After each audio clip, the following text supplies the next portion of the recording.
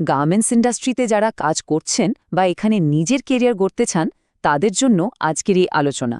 আমরা আজকে এমন একটা ডকুমেন্ট নিয়ে কথা বলবো যেটা ছাড়া একটা ফ্যাক্টরি সত্যি বলতে এক মুহূর্ত চলতে পারে না, আর সেটা হলো BOM শিট, মানে বিল অফ ম্যাটেরিয়ালস। চলুন এই ইন্ডাস্ট্রির ব্লুপ্রিন্টটাকে একদম ফ্যাক্টরির ভেতর থেকে সহজ করে জেনে নেওয়া যাক। আচ্ছা, একটা জিনিস ভাবুন তো, একটা পারফেক্ট শার্ট বা একটা প্যান্ট বানানোর আসল রেসিপিটা ঠিক কী হতে পারে?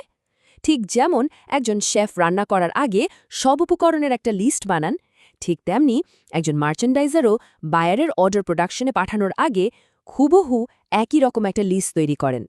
আজকের আলোচনায় আমরা এই রেসিপির আগাগোড়া সবকিছু বুঝব। তো এই যে পোশাক তৈরির রেসিপির কথা আমরা বলছি, গার্মেন্টস ইন্ডাস্ট্রি ভাষায় এটাকে কিন্তু বলা হয় BOM শিট।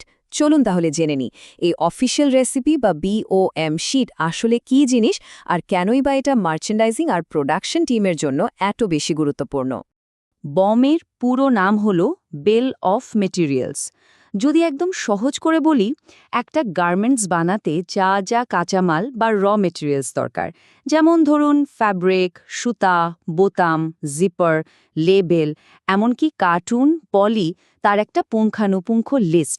আর এটা শুধু কোনো সাধারণ লিস্ট না, এখানে প্রত্যেকটা আইটেম কি পরিমাণে লাগবে, সেটার দাম কত, আর কোন সাপ্লায়ারের কাছ থেকে জিনিসটা আনা হবে সেই তথ্যও থাকে। সাধারণত বায়ারের দেওয়া টেক প্যাক দেখেই মার্চেন্ডাইজাররা এটা বানান। এখন চলুন এই রেসিপি লিস্ট বা BOM শিটের ভেতরে কি কি মূল উপাদান থাকে সেটা একটু ভেঙে দেখি। একটা স্ট্যান্ডার্ড BOM শিটে ঠিক কোন কোন তথ্য থাকতেই হবে যা এটাকে একটা অর্ডারের জন্য মাস্টার ডকুমেন্টে পরিণত করে? একটা ভালো BOM শিটে এই 5টা প্রধান অংশ থাকেই, যেমন কি ধরনের ফ্যাব্রিক লাগবে, তার স্পেসিফিকেশন কি, তারপর আসে বোতাম, জিপার বা সুতার মতো ট্রিমস ও অ্যাক্সেসরিজের সব ডিটেলস। এরপরেই আসে সবচেয়ে জরুরি অংশটা, কনজাম্পশন, মানে প্রতি পিস গার্মেন্টস বানাতে কোনটা ঠিক কতটুকু লাগবে। সাথে তো প্রতিটি জিনিসের ইউনিট প্রাইস এবং কোন আইটেম কোন সাপ্লায়ারের কাছ থেকে আনা হবে তার নাম তো থাকছেই। এই স্লাইডটা কিন্তু খুব ভালোভাবে বুঝতে হবে, কারণ বেশিরভাগ ভুল কিন্তু এই জায়গাতেই হয়। দেখুন, কনজাম্পশন মানে হলো এক পিস গার্মেন্টস বানাতে কোনো একটা আইটেম ঠিক কী পরিমাণে লাগবে। যেমন একটা শার্টের জন্য 1.5 মিটার ফ্যাব্রিক।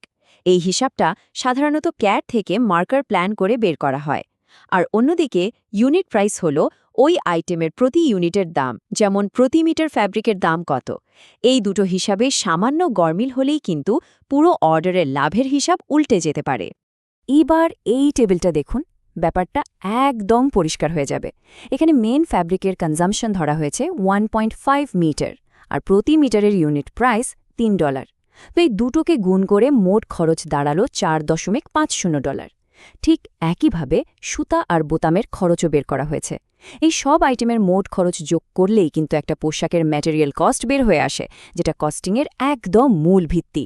এতক্ষণ তো আমরা BOM কি আর এতে কি কি থাকে তা মোটামুটি বুঝলাম, কিন্তু আসল প্রশ্ন হলো এই ডকুমেন্টটা একটা ফ্যাক্টরির জন্য কেন এত জরুরি। কারণটা হলো এটা শুধু একটা কাগজের লিস্ট না, এটা একটা সফল অর্ডারের একদম ফাউন্ডেশন বা ভিত্তি। এর ওপরেই কিন্তু পুরো ফ্যাক্টরির কাজ নির্ভর করে। একটা নিখুঁত BOM শিটে প্রধানত 4টা বড় সুবিধা আছে। প্রথমত, মার্চেন্ডাইজিং টিমের মাধ্যমে পোশাকের অ্যাকিউরেট কস্টিং করতে পারে, যেটা লাভজনক দাম ঠিক করতে সাহায্য করে। দ্বিতীয়ত, স্টোর আর প্রকিউরমেন্ট টিম ঠিকঠাক জানতে পারে কোন কাঁচামাল কতটুকু কিনতে হবে, ফলে বেশি বা কম কেনার কোনো সুযোগই থাকে না। তৃতীয়ত, প্রোডাকশন প্ল্যানিং বা PPC ডিপার্টমেন্ট প্রোডাকশন শিডিউলটা ঠিকমতো করতে পারে। আর সবশেষে, সঠিক পরিমাণে কাঁচামাল আসায় অপচয়ও অনেক কমে যায়। সবকিছু তো একদম ঠিকঠাক থাকার কথা, তাই না?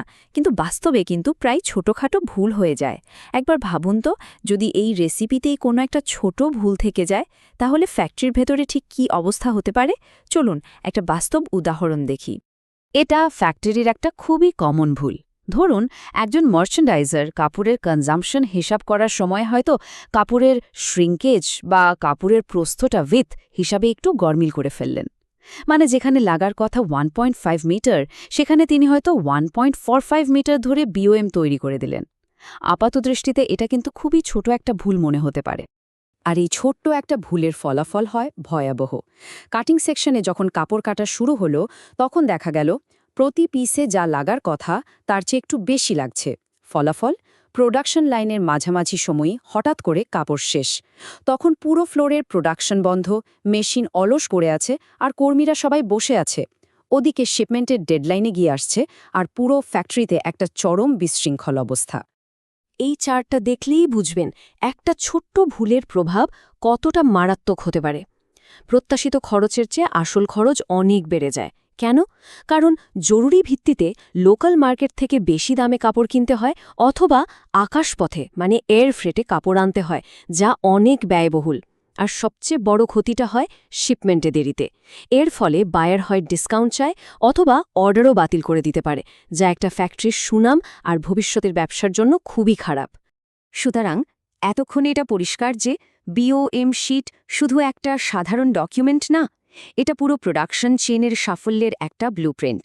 এটাকে নির্ভুলভাবে তৈরি করা আর ম্যানেজ করতে পারাটাই কিন্তু একটা ফ্যাক্টরির আসল দক্ষতার পরিচয়। এই কথাটা কিন্তু পুরো আলোচনার সারমর্ম। বিওএম শিট আসলে একটা পোশাকের রেসিপি, আর এই রেসিপি যদি নির্ভুল না হয় তাহলে মার্চেন্ডাইজিং, প্রকিউরমেন্ট, প্রোডাকশন কোনো ডিপার্টমেন্টই কিন্তু ঠিকঠাকভাবে কাজ করতে পারবে না। তাহলে আজকের আলোচনা থেকে মূল টেকঅ্যাওয়ে কি? প্রথমত, বম হলো একটা অর্ডারের মাস্টার ডকুমেন্ট। দ্বিতীয়ত, এটা নির্ভুল কস্টিং, ইনভেন্টরি আর প্রোডাকশন প্ল্যানিংয়ের জন্য অপরিহার্য। তৃতীয়ত, এতে সামান্য ভুল মানেই প্রোডাকশনে দেরি আর বড়সড় আর্থিক ক্ষতি। তাই বলাই যায় একটা সফল অর্ডারের প্রথম এবং সবচেয়ে গুরুত্বপূর্ণ ধাপই হল একটা নির্ভুল বম শিট তৈরি করা। শেষ করার আগে একটা কথা আমাদের সবাইকে মনে রাখতে হবে, একটা নিখুঁত বিওএম শিট শুধু একটা ফাইলের অংশ না, এটা একটা ফ্যাক্টরির দক্ষতা, লাভজনকতা আর সুনামের ভিত্তি। যে ফ্যাক্টরি যত নির্ভুলভাবে এটা ম্যানেজ করতে পারবে, গ্লোবাল মার্কেটে তাদের সাফল্য কিন্তু ততটাই নিশ্চিত।